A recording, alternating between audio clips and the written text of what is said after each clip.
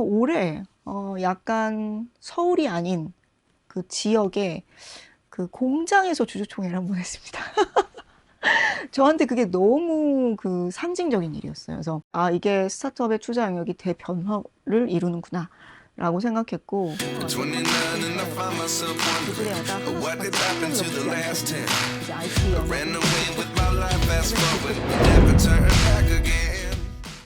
네, 안녕하세요. 소풍벤처스 최경희입니다. 조건 있는 인터뷰에 초대해 주셔서 너무 감사합니다. 초기 단계 투자를 하는 엑셀러레이터입니다. 최근에 VC 라이센스도 취득해서 2개의 라이센스를 가지고 있는데요. 초기 기업부터 시리즈 A 정도 단계에 있는 기업까지 투자를 하고 있습니다. 특히 최근에는 기후 기술 영역, 환경 영역에 중점을 두고 투자하고 있습니다. 종종 창업자분들한테 이런 얘기를 할 때가 있어요. 당신이 만약에 지금 다시 창업을 한다 하더라도 똑같은 아이템으로 똑같이 창업할 것 같냐? 아마 그렇지 않을 것이다. 이게 변화의 갭이라고 생각하는데, 국내의 특성 중에 하나가 로컬, 지역이 굉장히 강화가 되었다라는 게 이제 첫 번째고, 두 번째가 제조업 기반의 창업들이 굉장히 넓어지기 시작했다. 뭐 이면에는 국가 주도의 성장의 체계가 분명히 있을 것이고, 상징적인 이야기를 하나 드리면, 이제까지 저는 늘 공유 오피스의 주주총회를 3월에 갔습니다. 그래서 올해 약간 서울이 아닌 그 지역에 그 공장에서 주주총회를 한번 했습니다. 저한테 그게 너무 그 상징적인 일이었어요. 그래서 공장의 그 대표님들이 전지를 테이블에 되게 예쁘게 테이프까지 붙여서 쫙 깔아두셨고, 옆에서 이제 뭔가 막 돌아가고 있고, 그 다음에 간식 세팅이 딱 되어 있고, 그 다음에 이제 모니터를 끌고 오셔서 이제 주주 간담회를 이제 진행하셨어요. 저한테는 그게 아, 이게 스타트업의 투자 영역이 대변화를 이루는구나 라고 생각했고, 이제까지 만나던 창업자들과 굉장히 다른 형태의 창업자, 그 다음에 육성의 방식도 IT 기업과는 또 너무 다른 방식의 육성이 진행되고 있다 보니까 이 부분은 저한테 올해 아주 크게 다르게 느껴졌던 부분이라고 생각합니다. 네. 창업을 할 때 본인이 살아왔던 모든 경험이 축적돼서 폭발적으로 창업이 전 진행된다고 생각하거든요. 근데 그게 인풋이 많았다가 다 이제 소진하게 되는 거죠. 나의 네트워크부터 시작해서 내가 갖고 있는 필살기 뭐 이런 걸 다 끄집어내서 창업을 하는데, 내 사업에 굉장히 몰입하고 집중하다 보면 외부의 변화가 어떻게 진행되는지 모르는 경우가 많습니다. 내가 굉장히 열심히 개발한 기술이 알고 보면 어딘가에서 무료로 상용화되어 있기도 하고요. 뭐 일례로 GPT 같은 경우 업데이트 한번 될 때마다 뭐 몇만 개의 스타트업이 죽는다는 얘기가 있는 것처럼 이런 변화들이 있는데, 사실 내 것에 집중하다 보면 종종 그걸 놓치기도 한다고 생각합니다. 비유적으로 말하면 너무 혼자 동굴에 들어가 있지 않았으면 좋겠다. 내가 마치 발명가처럼 뭔가를 만든다면 그게 실제 갖고 나왔을 때 이 업계 용어로는 기술 사업화가 어려운 경우들도 있고요. 혹은 너무 아웃데이트된 기술이 될 수도 있기 때문에 이런 부분들은 좀 바깥 공기 좀 쐬셔야 되지 않을까라고 비유적으로 한번 이야기를 해봅니다. 네.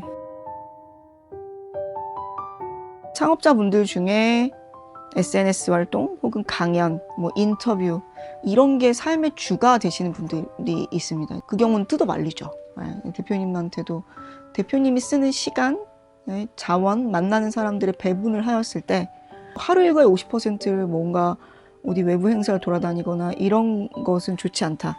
근데 우리가 기술 개발을 하는 과정도 있을 거고, 사업화를 하는 과정도 있을 거고, 또 어떤 순간은 굉장히 중요한 분들을 채용해야 되는 경우도 있고, 이런 상황에 따라서 사실 외부의 환경을 적절하게 온앤오프 하실 수 있어야 된다고 생각해요. 네트워크를 끌어와야 될 때도 있고, 창업자가 어느 순간에는 내가 어떤 일을 하고 있는지 외부에 굉장히 대대적으로 알려야 될 때도 있다고 봅니다.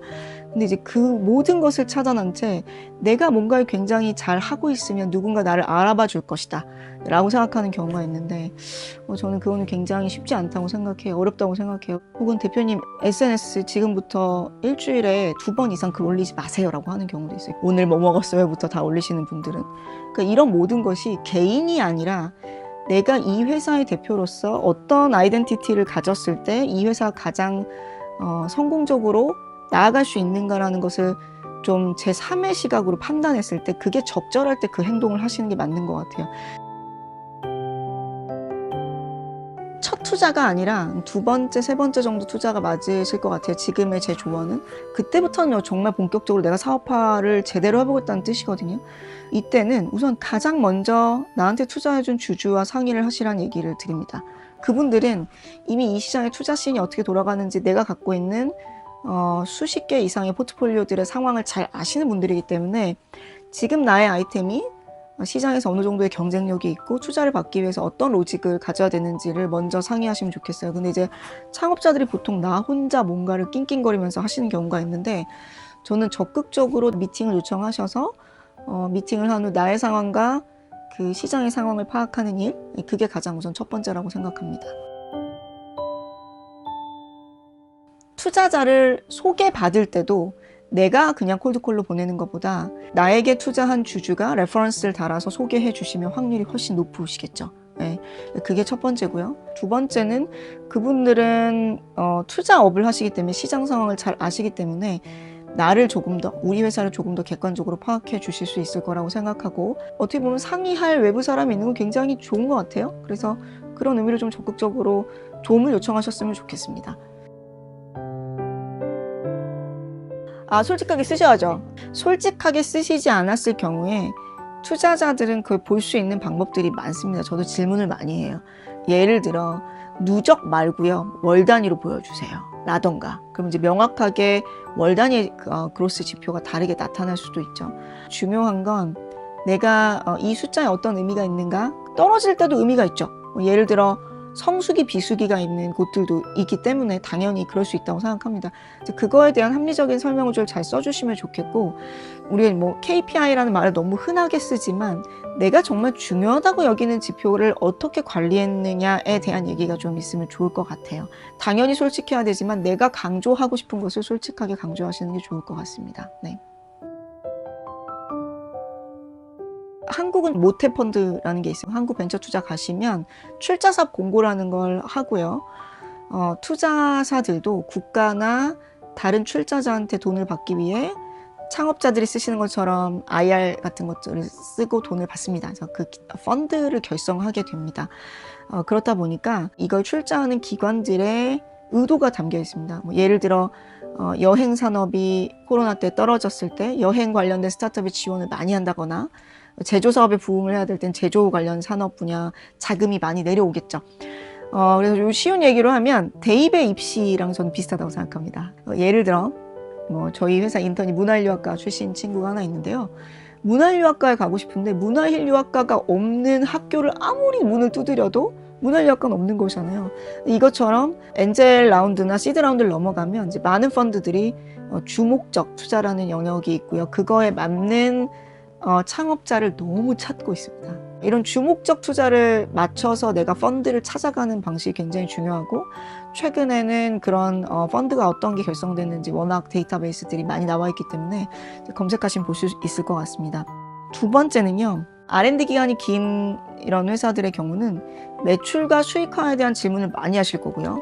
매출은 빠르게 가지만 아무래도 좀 기술력이 약할 것 같다, 패스트 팔로우들이 많을 것 같다 하시는 영역은 어떻게 하면 후발주자들과 카피들을 따돌리고 앞으로 갈 수 있는가를 물어보실 겁니다. 대부분 R&D 쪽 긴 곳들은 30장의 연구개발 계획을 쓰시고 한 3장 정도의 사업화 전략이나 플랜을 쓰세요. 근데 이제 또 반대로 매출이 잘 나는 회사들은 우리의 트랙션이나 뭐 비즈니스 얼마나 잘하는지 쓰신 다음에 기술이나 특허 전략은 거의 또 없으세요. 이게 좀 약간 반반 섞여야 됩니다. 그래서 질문의 내용들이 내가 잘하는 걸 물어보는 게 아니라 잘 못하는 영역들을 물어볼 수 있어요. 요거에 좀 대비를 잘 하시면 좋을 것 같다는 생각이 듭니다. 투자를 시작하실 때부터 못 받을 수 있다고 생각하시고 듀얼로 가셔야 된다고 생각해요. 그래서 첫 번째는 투자를 받았을 때 희망 회로의 시나리오, 두 번째는 답이 없다 라고 했을 땐 전략적으로 재빠르게 접고 스스로 회고를 하시는 게 좋을 것 같아요. 전략을 다시 수정하셔서 가실 수도 있다고 생각합니다.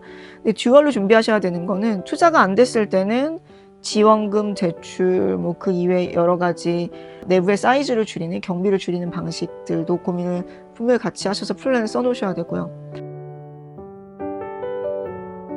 악랄한 얘기일 수 있지만 본인이 선택하신 길이고요. 그리고 창업가 걱정은 연예인 걱정이다라고 제가 종종 얘기하는데, 되게 하드코어한 삶을 사시기로 결정하셨기 때문에 그 또 성취감도 있으시고 그만큼 얻는 것도 있으시죠. 근데 휠지언정 부러지시면 안 되거든요. 그 경계는 잘 아셔야 돼요. 그래서 상처가 났을 땐 치유 받으실 수 있지만 치유 받으실 수 있는 순간까지를 잘 선을 그으셔야 되는데, 저는 뭐 제가 종종 심리상담센터나 이런 데도 연결을 해드리거든요. 도움 받으시면 좋겠어요. 상담센터, 병원도 가시고 약물 치료 받으셔도 좋을 것 같아요. 우울, 뭐 불안, 공황장애 등등 있죠. 영원히 먹는 약이 아니기 때문에요. 잠시 또 회복하셨다가 다시 힘내시면 좋겠는데 그 시기를 놓치지 않으셨으면 좋겠어요. 근데 이제 가끔 창업가 중에 이런 게 나중에 투자할 때 걸림돌이 되지 않을까요? 그래서 그 누구도 그런 걸 떼서내라고 하지 않고요. 적극적으로 도움 받으시면 좋겠어요. 저는 향후 3년간 이제 트렌드가 많이 변할 거라고 생각하는데, 그게 이제 아까 잠시 말씀드렸던 지역 투자, 그 다음에 제조 기반으로 투자 영역이 바뀌면 이제까지 만났던 창업자는 굉장히 다른 창업자들을 만날 거라고 생각합니다. 그래서 그걸 대비하고 있어요. 약간 교수 출신의, 저보다 나이가 많으시고 산업 경험도 많으신, 지역의 연구소를 두신 창업자분들을 만날 수 있을 것 같아요. 이런 분들을 어떻게 투자를 기반으로 또 성장시킬 수 있을까를 고민할 것 같고요. 또 하나는 뭐 저의 개인적인 호기심인데요. 그간 있었던 영역이 또 HR 영역이 있다 보니까 이 두 가지를 어떻게 좀 접목시켜 볼까? 이런 고민은 개인적으로 하고 있습니다. 그래서 교류가 정말 양쪽이 없었던 영역이어서 약간의 가교 역할을 한번 해볼까 하는 개인 플랜이 있습니다. 저한테 약간